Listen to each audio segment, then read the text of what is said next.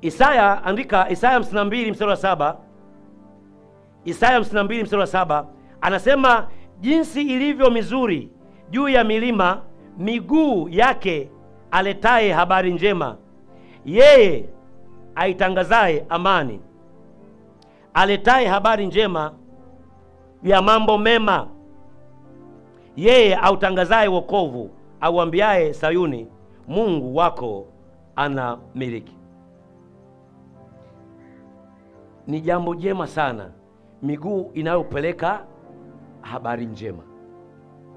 Akisema miguu inayopeleka habari njema, Warumi sura ya 10 mstari wa 15, andika Warumi sura ya 10 mstari wa 15, anasema wataendaje wasipopelekwa? Mungu anasema amebarikiwa yeye, miguu yake inapeleka habari njema. Habari njema ni kile Kristo Yesu alichokifanya kwenye maisha yetu. Kazi ya msalaba, kazi kamilifu ya kidhabihu, hiyo ndiyo habari njema. Alifanyia kuwa laana kwa ajili ya sisi tunaoamini tuweke mbali na laana. Alifanyia kuwa dhambi kwa sisi tunaoamini tuwe mbali na dhambi. Habari njema ni kwamba wewe umesamehewa. Habari njema haihukumu, hainyoshei vidole, hailaumu, haina manunguniko. Habari njema ina msamaha. Habari njema ikihubiriwa, unapoisikia, habari njema sio kuambia kwamba utakufa, utaenda kuchoma moto kuzimu. Sio habari njema. Hizo ni habari za giza. Habari njema haitengenezi hofu. Injili yoyote ile inakumbia hofu. Unakuja kumkiri Yesu Kristo na kumtangaza kwa kinywa chako, unaenda kanisani kufanya ibada kwa sababu neno la Mungu linakutishia, linakujengea hofu. Hiyo sio habari njema. Habari njema inakujengea we amani, upendo. Unajisikia amani na furaha kumkaribia Mungu na kumtumikia Mungu. Amebarikiwa mtu yule miguu yake inaenda kupeleka habari njema. Mimi na wewe tumeokoka na tunamwamini Yesu Kristo. Miguu yako uko mtaani, tunapoishi huko kwenye majumba na jamii tunaoishi, waga inapeleka, inasambaza habari gani? Kumbuka, baraka za Mungu zinaambatana na wale ambao wanapeleka habari nini? Njema za Yesu Kristo. Tusitumie muda mwingi kuzungumza na kutafuta habari za watu. Tusitumie muda mwingi kusambaza au kujadili habari za nini? Za watu. Wanadamu, aina ya namna tulivyoumbwa, huwezi kumridhisha mwanadamu ya aina yoyote yule. Hata mzazi aliyekuzaa huwezi kumridhisha. Sio mpenzi tu, hata mtoto wa kumzaa huwezi kumridhisha. Hakuna utakachokifanya kwa ujumla kitachofanya mwanadamu au wanadamu wote waseme sawa 100%. Malalamiko, manunguniko, masononeko ni sehemu ya maisha ya kibinadamu. Cha msingi tunachotaka kukitafuta na kukifanya ni miguu yetu iwe sababu ya kuipeleka habari njema na sio habari mbaya kwenye maisha ya watu. Kuna mtu mmoja anaongea hapa, jamani wapendwa. Bwana Yesu asifiwe. Nisikize vizuri. Anapozungumza kwenye Zaburi sura ya 1 mstari wa 1 hadi wa 3 kwa habari ya kutokwenda katika mashauri sio haki, kwa habari ya kutosimama, kwa habari ya kutokaa, kutoketi, anazungumza ni maamuzi mtu mwenyewe anaoyaamua. Nini kiingie? Tumesema kuna mambo matatu kuhusiana na sikio. Kuna sauti ya Mungu inamweka mtu karibu na Mungu, kuna sauti ya shetani inamweka mtu mbali na uwepo wa Mungu, na kuna sauti ya kibinadamu inayosababisha tuwaone watu na tusimone Mungu. Ni sauti gani wewe unayoifuata na kuitii ndani yako? Ndio utatambua kwamba wewe upo karibu na uwepo wa Mungu au uko mbali na uwepo wa nani? Uwepo wa Mungu. Bwana Yesu asifiwe sana. Bwana Yesu asifiwe. Usiwe sababu ya wewe kuwa chukizo au kuwa ni uharibifu ndani ya mioyo ya watu. Neno nasema makwazo, majaribu hayana budi kuja, si ndio? Ila kuna ole kwa yule anayeleta nini? Hayo makwazo. Usiwe sehemu ya ole katika lile kundi.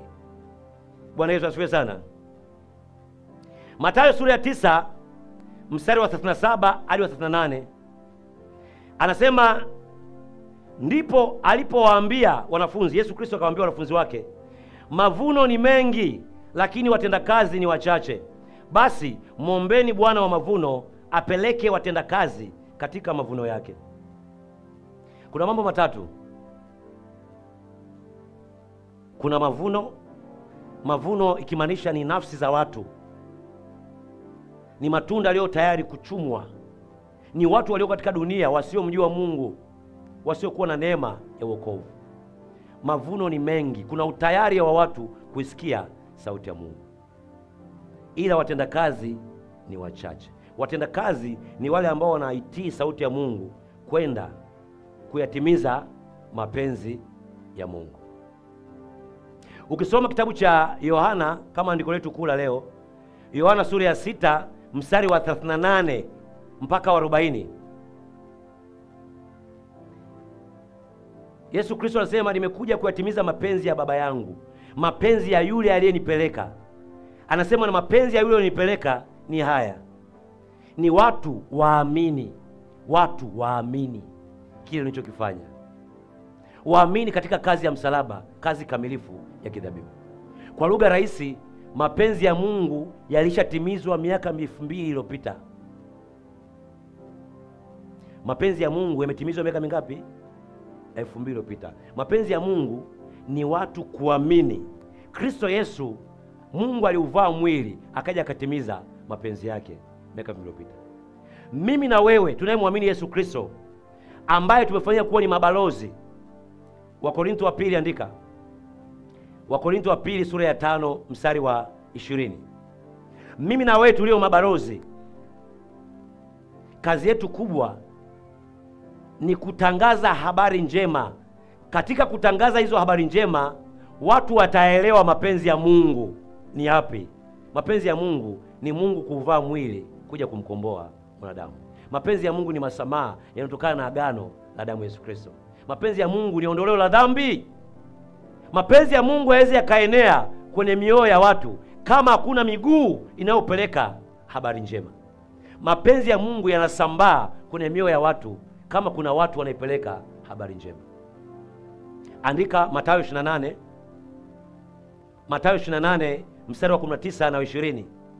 Anazungumza wito mkuu tuliopewa ni kuwafanya mataifa, watu wasiomjua Mungu, watu wasiokuwa na Mungu, kuwafanya kuwa nini?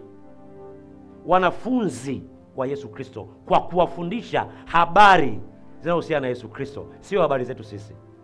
Kwa kusambaza habari za Yesu Kristo, injili ya Yesu Kristo, kunatufanya mimi na wewe kuwa sehemu ya kushirikishwa kuyatimiza mapenzi ya Mungu, kuyafunua mapenzi ya Mungu kwenye mioyo ya watu.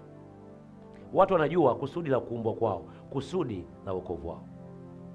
Nikawaambia watu Ijumaa na Jumatano, kama hujui kwa nini wewe umeokoka, kwa nini kwenye familia yenu wewe umeokoka, kwa nini hawajaokoka wengine kwenye ukoo wenu? Kwa nini upo hai mpaka sasa hivi unapumua na huna ulemavu wala kovu lolote ile? Kwa nini Mungu amekupa hiyo kazi unayoifanya? Kwa nini? Kwa nini unafanya biashara na unaona faida, unafanikiwa? Hakuna mwanadamu ambaye amemwamini Yesu Kristo na Mungu akamvuta akamweka karibu na yeye, ambaye yupo kwenye mwili wa Kristo, ni jobless. Yaani amekuja kupoteza muda katika mwili wa Kristo. Kila mtu ana assignment anayoifanya. Kwa picha ndogo tu unaweza kaangalia tu movement za watendakazi, watumishi wa Mungu kanisani hapa. Huyu ameshika kamera, huyu yupo kwenye laptop, huyu anasikiza kwenye earphone, anasikiza sauti kama imekaa sawa, huyu anapiga piano, huyu anaimbisha, huyu anaitikia, kuna mashemasi wanazungumza. Yaani kuna mtu, yaani kuna kila mtu kuna kitu ambacho anapaswa kuwa ni sehemu ya mchango katika mwili wa Kristo. Wako watu wengine kupitia fedha zao na kupitia mali zao wanayasambaza mapenzi ya Mungu. Mtu anapotoa fedha kununua microphone, speaker, sound nzuri, kamera, watu wanaona, wanasikia habari njema huko, wanabarikiwa, tunasambaza mapenzi ya Mungu kwenye mioyo ya watu, mapenzi ya Mungu ambayo yamekamilika tayari, ila tumeshirikishwa kama sehemu ya familia ya Mungu katika ufalme wa Mungu. Naomba leo ujiulize swali, kwa nini wewe umeokoka, una neema ya wokovu? Kwa nini uko hapa kanisani, unafanya nini? Kwa nini ulichaguliwa kuwa kiongozi? Wewe ni bora kuliko watu wengine? Yamkini katika vigezo vya kibinadamu kuna watu ambao ni bora zaidi na wako pembeni, hawana nafasi hiyo ulionayo. Ukishajua kwa nini napumua, natembea na miguu yangu miwili, naongea, ukishajua kwa nini na neema ya wokovu, utaanza kuyatimiza mapenzi ya Mungu. Kazi ya kusambaza mapenzi ya Mungu, kuhubiri injili ya Yesu Kristo, sio kazi ya mitume na manabii, wainjilisti, walimu na wachungaji. Sio kazi ya watumishi wa Mungu tu wa madhabahuni. Unaweza kaa unamwimbia Mungu hapa, ujumbe wako unahusiana na mapenzi ya Mungu, Kristo alichokifanya. Unafanya mziki, ujumbe wako Kristo alichokifanya. Nilikuwa nasikiliza nyimbo ya Pastor Caleb na Mwalimu Jobson, alituma kwenye audio kwenye group la kanisa, nikawa nasikiliza mara nyingi tokea juzi. Ndani ujumbe, mashairi yaliyoandikwa, hakuna porojo, hakuna kuhamasisha, hakuna kutia moyo, yani hakuna vitu ambavyo kuna ujumbe unaohusiana na Yesu Kristo ambao mtu akisikiliza unambadilisha, unamuumbia kitu kipya. Bwana Yesu asifiwe. Chuki, uharibifu na maumivu na hasira zinasambaa ndani ya mioyo ya watu kupitia kile unachokisikia na kile unachokiona. Mmegundua jamani wapendwa Hata kama ulikuwa una moyo wa kukatili, moyo wa kuua, moyo wa uharibifu, kwa kadri unazidi kusikia, kuna kitu kinaumbika ndani yako, kinakutoa mbali na uwepo wa Mungu, kinakusogeza katika uwepo wa nini? Wa Shetani. Kinakurahisishia kufanya matukio mabaya au uharibifu mbaya, kwa sababu kuna sauti umeisikia mpaka imekutoa katika uwepo wa Mungu. Kuna mtu mmoja anaongea hapa jamani wapendwa. Sikiza vizuri. Namalizia. Epuka sauti ambayo, au epuka watu ambao ukiongea nao habari zao wao ni lawama tu. Lawama. Hawana jema kwa habari ya maisha ya watu wengine. Yaani wewe hata kama unanikosea vipi, kuna jema ambao nikikaa tu mwenyewe hivi najua kwamba mtu fulani kuna kitu fulani, kuna umuhimu wako upo mbele yangu. Yaani hata ufanye yote, naweza nikakumbuka hilo moja tu likaniweka mimi sawa moyo wangu na Mungu. Tuepuke kanisa la Kristo, sio hapa tulipo, sio Grace of the Lord Jesus Church, especially makanisa ya kilokole ya Kipentekoste, yanaharibiwa na nini? Maneno yamekuwa ni mengi kuliko hata neno la Mungu. Watu wanayatafuta kuyajua maisha ya watu, wanayadiskasi. Leo umevaa gauni hapo refu, gauni zuri, ile utashangaa kuna mtu hata hayupo hapa lakini anajua kwamba leo umevaa gauni zuri. Huyo mtu amejuaje? Huyo mtu amejuaje? Inamaanisha kuna mtu amepeleka kwamba Zena leo amevaa gauni refu kweli, ina alama fulani hapa mbele. Na mtu wa design kama hiyo ukimuuliza vizuri, leo mnenaji wa kwanza amefundisha nini? Hajui. Hivi mtumishi wa Mungu leo amehubiri nini? Hajui. Hivi leo mtumishi kwenye matangazo ametangaza nini? Hajui. Moyo wake tu upo kujili kuangalia what is going on kwa mtu fulani au kwa watu fulani. Nisikize vizuri. Amesema Yohana sura ya 6 mstari wa 44, hakuna mtu awezaye kuja kwangu isipokuwa amevutwa na Baba yangu aliyenipeleka, nami nitamfufua siku ya mwisho.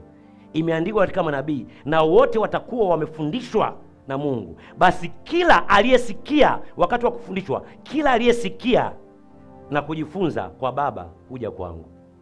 Sauti ya Mungu inamvuta mtu karibu na Mungu. Wengi leo wapo kanisani kama sehemu ya mkusanyiko, lakini muda mrefu walishawekwa mbali na uwepo wa Mungu na hawaelewi. Na shetani ili afanye uharibifu atahakikisha kwamba sauti ya Mungu hauisikii. Alizungumza hapa mnenaji wa kwanza akasema Mungu atatumia njia mbalimbali. Ukitaka kujua neema ya Mungu bado ipo na wewe, atatumia watu, atakuonya.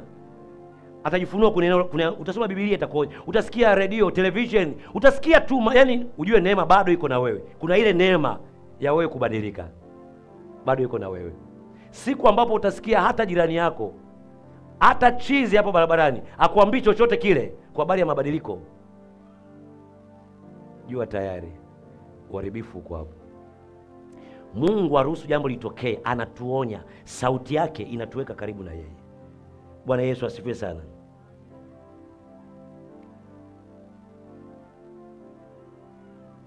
Waraka wa kwanza wa Yohana sura ya 5 mstari wa 11-12 anasema uzima wa milele, Baba aliweka uzima wa milele ndani ya mwana Yesu Kristo. Yoyote aliye na huyo mwana anao uzima wa milele. Na Yohana sura ya 3 mstari wa 14-15 Yesu Kristo mwenyewe anasema kama vile Musa alivyoambiwa na Mungu na Baba atengeneze nyoka wa shaba amnyanyue juu, na yote atakayemwangalia nyoka wa shaba hata kufa bali ataishi. Anasema ndivyo mimi mwana wa Adamu, mwana wa Mungu nitakavyoinuliwa. Yoyote atakayeniangalia mimi hata kufa bali atafanyaje? Ataishi. Macho yako wewe yanamuona nani?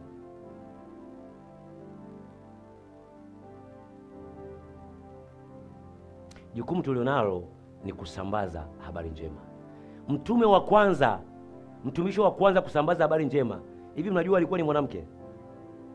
Alikuwa anaitwa nani? Maria Magdalena. Soma Yohana, andika Yohana sura 20. Yohana sura 20 mstari wa 11 hadi wa 18. Asikudanganye mtu umuhimu wa wanawake. Wana umuhimu sana katika mwili wa Kristo. Labda tu nikukatishe tamaa. Watendaji wazuri katika kanisa, kwa uzoefu wangu mimi tokea nianze kuchunga, watendaji wazuri katika kanisa ni wanawake, sio wanaume. Mtanisamee wanaume, sio sisi, ni wanawake. Watu waaminifu wazuri katika kuifanya mapenzi ya Mungu yaweze kutimia ndio wanaume, wapo, ila wanawake.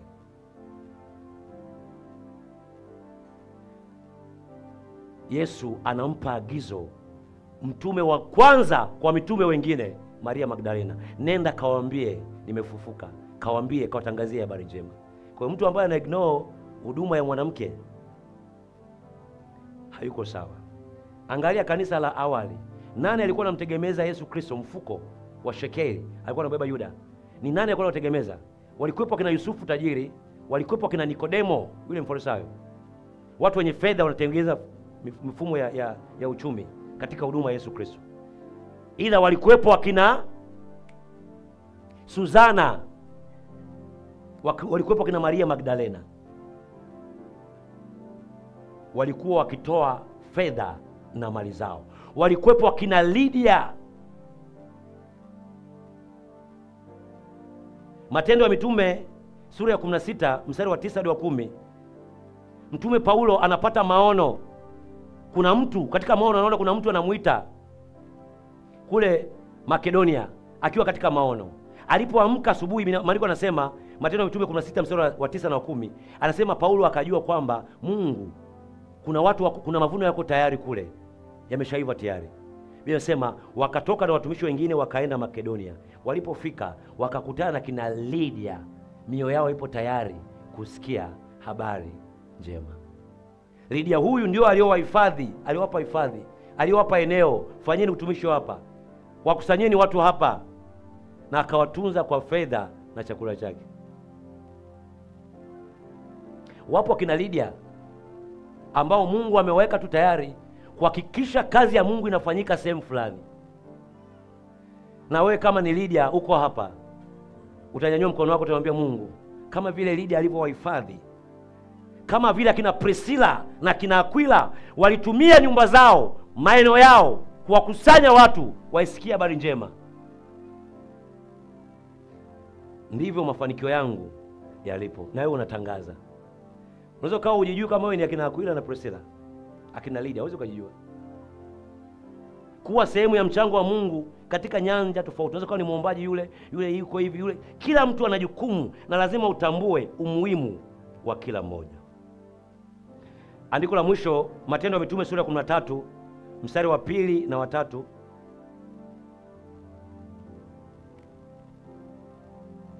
Wakati Roho wa Mungu amewatenga watumishi wa Mungu wanafanya maombi, Roho wa Mungu akasema nitengeeni nani?